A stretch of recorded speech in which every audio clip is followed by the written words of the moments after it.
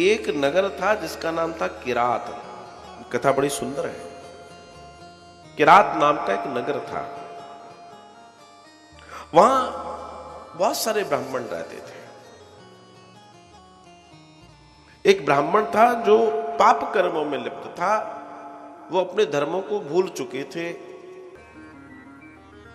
तो ये व्यक्ति भले ही ब्राह्मण कुल में पैदा हुआ था, लेकिन ये पाप कर्म में चला गया था। ये हत्यारा था।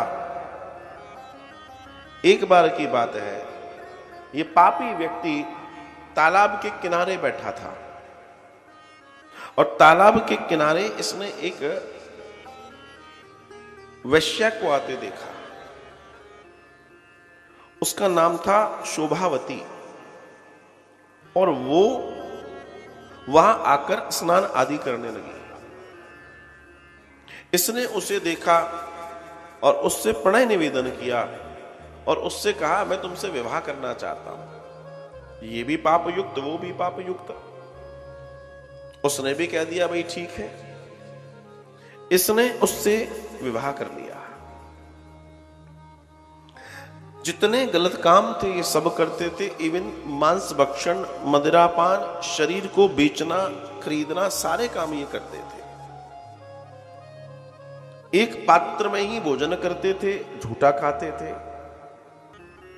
तो एक दिन की बात है, ये जो व्यक्ति था इसने अनंत पाप करे, अनंत पाप करे। और पाप करते करते करते करते करते ये इतना ज्यादा पापी हो गया कि एक बार ये नगर से आगे बढ़ गया। इसने विचार किया,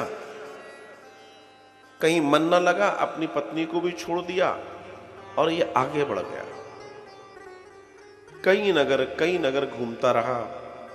घूमते घूमते घूमते घूमते ये आगे बढ़ता रहा और घूमते हुए ये पहुंचा एक बार प्रयागराज झूसी। और वहां पहुंचकर इसको भूख लगी थी। तो एक शिवालय था। उस शिवालय में भगवान शिव की कथा का वाचन हो रहा था। बहुत सारे साधु संत, श्रवण करने वाले लोग वहां थे। और जब इतना बड़ा आयोजन था तो भोजन प्रसादी की भी व्यवस्था थी। इसने कहा, ये बढ़िया है, रहने को भी मिलेगा, भोजन भी मिलेगा। अब रही बात ये कि कथा सुननी पड़ेगी तो मजबूरी है। बैठे तो वहीं सुन लेंगे, क्योंकि सुनेंगे तभी अंदर प्रवेश मिलेगा, अंदर प्रवेश मिलेगा तभी भोजन प्रसादी और रुकने की व्यवस्था होगी। तो इसने विचार कर लिया। अब इसने क्या किया कि वहां शिवालय में अंदर प्रवेश कर गया। बड़ा सा मंडप था, कथा चल रही थी भगवान शिव की।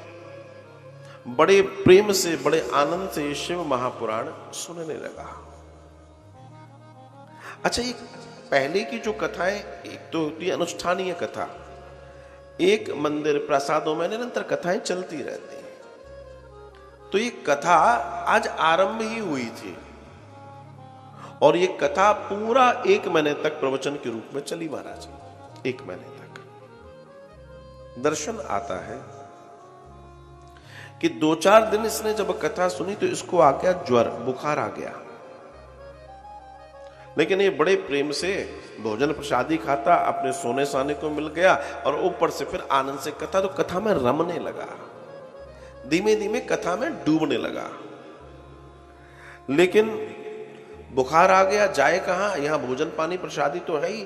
तो धीमे धीमे वहीं रहने लगा। थोड़ा बहुत उपचार, औषधि लेता और आराम से रहता, लेकिन कथा श्रवण कर रहा है। 1 मास बीता और जब 1 मास बीता तो 1 मास बीतने के बाद जिस दिन कथा का विश्राम हुआ, जिस दिन हवन हुआ, उस हवन के बाद जो है सबको प्रसादी मिली, इसको भी प्रसादी मिली। लेकिन इसका ज्वर अब बहुत बढ़ चुका था। इसने प्रसादी पाई और प्रसादी पाने के बाद राम नाम सत्य हो गया। इसका शरीर शांत हो गया और जैसे ही इसका शरीर शांत हुआ, यमराज के गण आए और इसको यमलोक ले गए। जब उसको यमलोक ले गए तो शिवलोक से शिव के गण यमलोक पहुंचे। शिव के गण यमलोक पहुंचे और उन्होंने जाकर कहा कि साहब इसको आप इसको यहां नहीं रख सकते। क्यों नहीं रख सकते? इससे बड़ा पापी, अरे इतना बढ़िया कुल मिला, इसे इतने ज्ञान की ली चीज मिली, इसको सब कुछ श्रेष्ठ मिला, अब उसके बावजूद भी इसने सबका पालन ना करते हुए पाप कर्म में, और जितने पाप हो सकते हैं सारे इसने किए। ऐसे बड़े बड़े बड़े बड़े बड़े बड़े पाप करने वाला व्यक्ति यहां नहीं रहेगा तो कहां रहेगा? बोला ये शिवलोक रहेगा। शिवलोक क्यों रहेगा? बोला इसने अंत समय में भगवान महादेव की शिव महापुराण को पूरी लगन और निष्ठा के साथ एक ही जगह पर बैठकर सुना है। एक ही जगह पर बैठकर सुना है। तो इसने जो सुना है उसका फल ये है कि इसके समस्त पाप जो ये सुन रहा था, पाप नष्ट हो रहे थे।